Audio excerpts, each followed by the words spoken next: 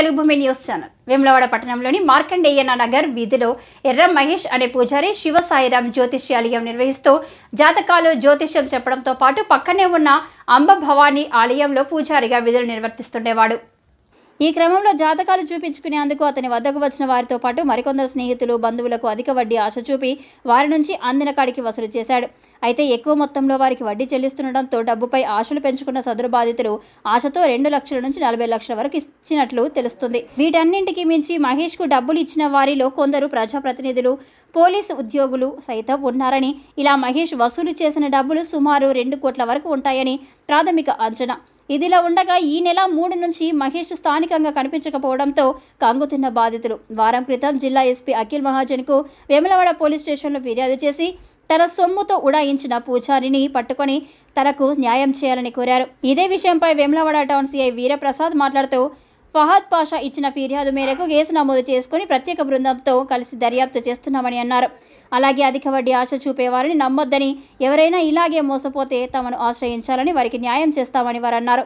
మరోవైపు మహేష్ వసూలు చేసిన డబ్బులు పట్టణానికే చెందిన మరో వ్యక్తికి ఇచ్చాడని, అతను మోసగించడంతో ఏమి చేయాలో తెలియక బాధితులు ఏమి సమాధానం చెప్పాలో తెలియక మహేష్ పారిపోయినట్లు స్థానికులు చర్చించుకుంటున్నారు.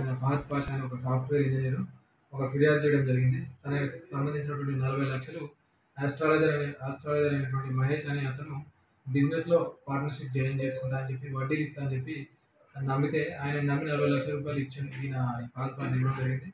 ఆ పైసలు తీసుకున్న తర్వాత ఈయన డబ్బులు అడగడం మొదలు పెట్టేసరికి ఆయన ఫోన్ స్విచ్ ఆఫ్ చేసి అడ్రస్ లేకుండా పోయేసరికి ఆయనకు అనుమానం వచ్చి మా దగ్గరకు వచ్చి బాధితుడు ఈ పోలీస్ స్టేషన్లో ఫిర్యాదు చేశాడు. దాని మీద మేము కేసు నమోదు చేసి దర్యాప్తు ప్రారంభించినాము. దర్యాప్తులో భాగంగా మాకు తెలిసింది ఏంటంటే ఈ ఫహద్ పాషాతో పాటుగా ఇంకా వేరే అదే సాయినగర్ వేములవాడ పరిసర ప్రాంతాల్లో ఉన్నటువంటి ఒక 2-3 కూడా ఈయనకి ఇదే విధంగా డబ్బులు ఇస్తే వాళ్ళని కూడా మోసం చేసిందని చెప్పి తెలిసింది.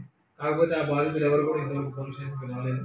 దీని మీద మేము ప్రత్యేక బృందాలతోటి ఈ మహేష్ ఆస్ట్రాలజర్ గురించి మేము వెతుకుతున్నాము. త్వరలోనే నిందితుల్ని పట్టుకొని ఈ మిగతా ఈ కేసులకు సంబంధించిన వివరాలు కూడా మేము వెల్లడిస్తాం.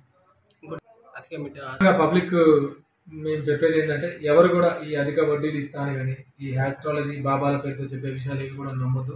మీరు ఏదైనా ఒక విషయాన్ని 1-10 సార్లు నిర్ధారణ చేసుకున్న తర్వాతనే మీరు ముందుకు పోండి. మీకు ఏదైనా మోసం అనేది జరిగినట్టు అనిపించినా, మీకు అనుమానం ఉన్నా వెంటనే పోలీసు మా దృష్టికి తీసుకొని వచ్చినట్లయితే మేము వెంటనే రియాక్ట్ అయ్యి ఎటువంటి మీకు మిగతా నష్టం జరగకుండా చూస్తాం.